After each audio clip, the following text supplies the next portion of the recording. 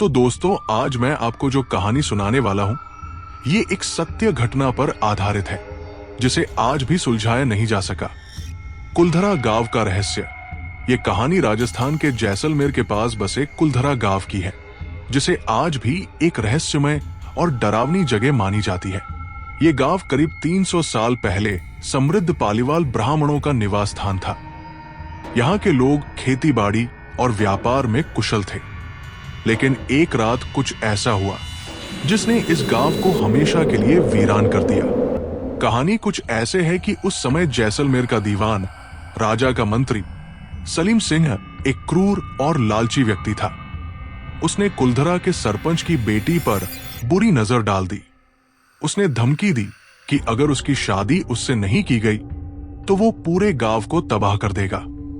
इससे घबराए पालीवाल ब्राह्मणों ने एक भयानक निर्णय लिया। उन्होंने पूरे गांव को रातों रात छोड़ दिया, लेकिन जाने से पहले उन्होंने गांव को श्राप दे दिया कि यहां कोई भी बसने की कोशिश करेगा वो मर जाएगा। अब वो इस श्राप को देकर चले गए। फिर कई सालों तक कुलधरा वीरान पड़ा रहा, लेकिन बीते कुछ दशकों में ये जगह पर्यटकों और पैरानॉर्मल एक्सपर्ट्स के लिए आकर्षण का केंद्र बन गई। यहाँ कई लोग रात में असामान्य घटनाओं का अनुभव कर चुके हैं। रातों में चीखें और परछाइयां। कई पर्यटकों ने दावा किया है कि उन्होंने गांव की गलियों में रात के समय चीखें सुनी और बिना सिर वाली परछाइयों को चलते देखा। ठंडी हवा का झोंका। गर्मी के मौसम में भी लोग कहते हैं कि गांव में अचानक ठंडी हवा के झोंके महसूस होते हैं। लेकिन मेरी मानो तो ठंडी हवा लगना गर्मी के मौसम में आम बात हो सकती है। अजीब रोशनी। रात के समय कई बार गांव के खाली घरों से, जहां कोई नहीं रहता, वहां से रोशनी आती दिखती है, लेकिन जब वहां जाकर देखा जाता है तो कुछ नहीं होता। Paranormal investigation.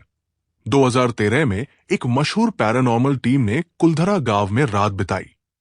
उन्होंने रिकॉर्ड किया कि उनके उपकरणों ने अजीब सी ऊर्जा महसूस की। उनके कैमरों में अजीब आवाजें और अनजानी परछाइयां कैद हुई। आज भी कुलधरा गांव खंडहरों में तब्दील है।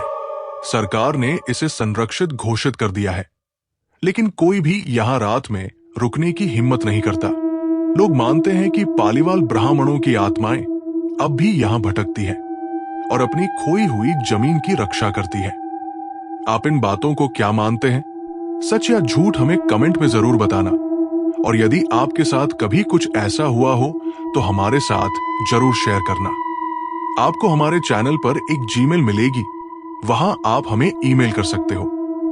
बाकी ये तो एक सत्य घटना पर आधारित कहानी थी जो हमने आपको सुनाई। हमारे चैनल को सब्सक्राइब करना ना भूलें।